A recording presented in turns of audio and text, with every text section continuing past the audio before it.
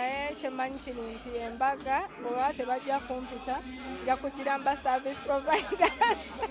Naye ng'oteekwa kubaawo. Take a bow, tujaguza because marriage is a big thing. Yeah.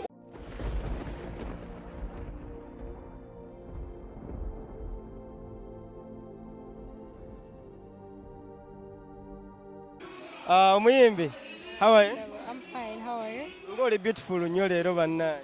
Thank you. Neyanza nnyo. Osusse bususse. Sagala kulwesayo nsooke ntandikire ddala straight awe ku kolabo yo ne John Black. Sooka otubuulire omulabi yeetaaga okumanya leero ki kye wamuleetedde atannabalowole. Yeah, olimba lwange ne John Black luli out. Luli kukola bulungi nnyo. People love that song. Olimba baluyita style. Just nsaba bannayuganda balunyumirwe ba enjoying it because it's a beautiful song. Yeah. Leero kwekituwo ndaba nga mubadde babiri ku mubadde booked babiri omulundi gumu. Is it because of this collaboration or it is by coincidence? Yeah, it's because of this collab.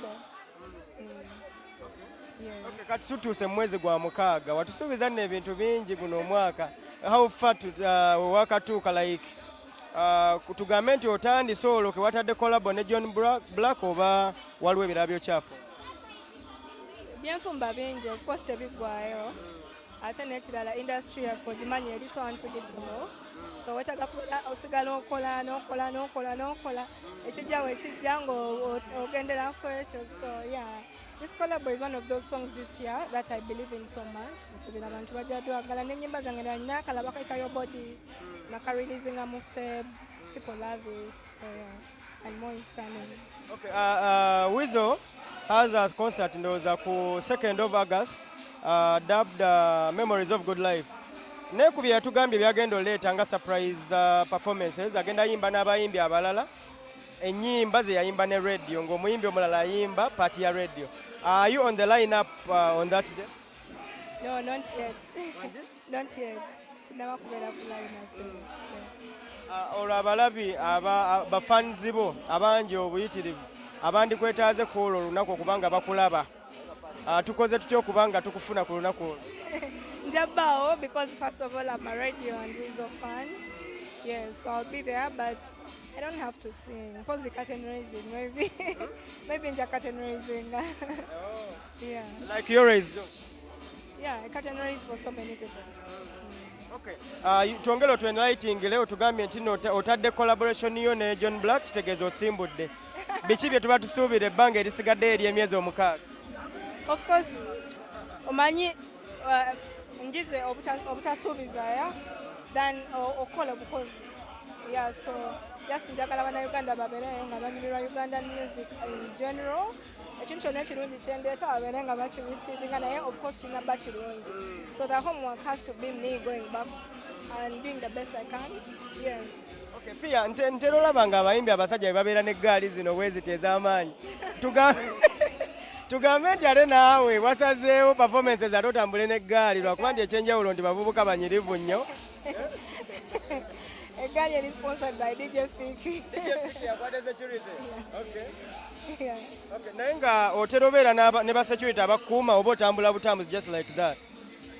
By the way, nze Hassan security enough. Like, sinabatuuka eyo level ebeera ne babounsa bana. Do you believe that you're big? Oba ggwe olowooza nti okyali bali eri abajja obwe? I think I'm big naye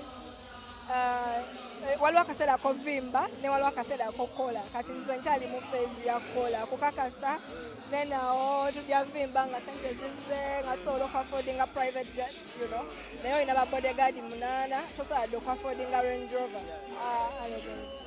Okay, Pia, ndowooza ke kandibadde nga akatandika naye njagadde nkasembyeyo by intention.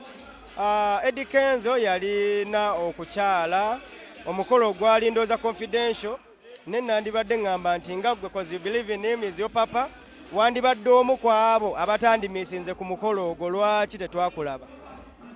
Well, kati omukolo ogwo I think yali proposal teyali wedding oba ki kwali kukyala. Laba nze simanyi nnyo naye kyemanyi kiri nti embaga olwa tebajja kumpita nja kugiramba service provider. Naye ng'oteekwa kubaawo. Kubawo because marriage is a big thing. Yeah. Was this function a surprise to you? Oba wali okisuubira? Nze actually nali manyiko about the function.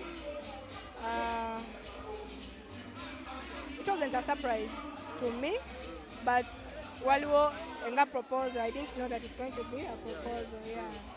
Okay, Pia, nze personally, I'm your fan. Era I believe nti ye gwe tuwa Savage wa Uganda gwe tukola ki?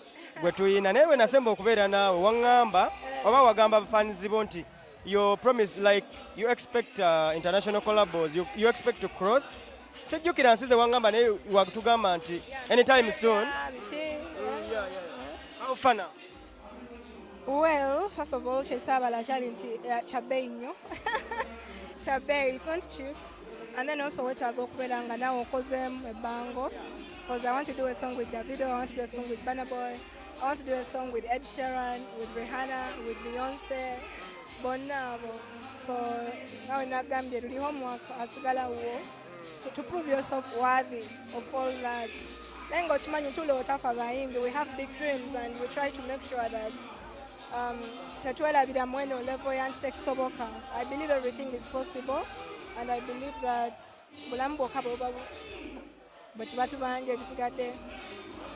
Okay, thank you, Pia. Thank you for your time. To your fans that are watching.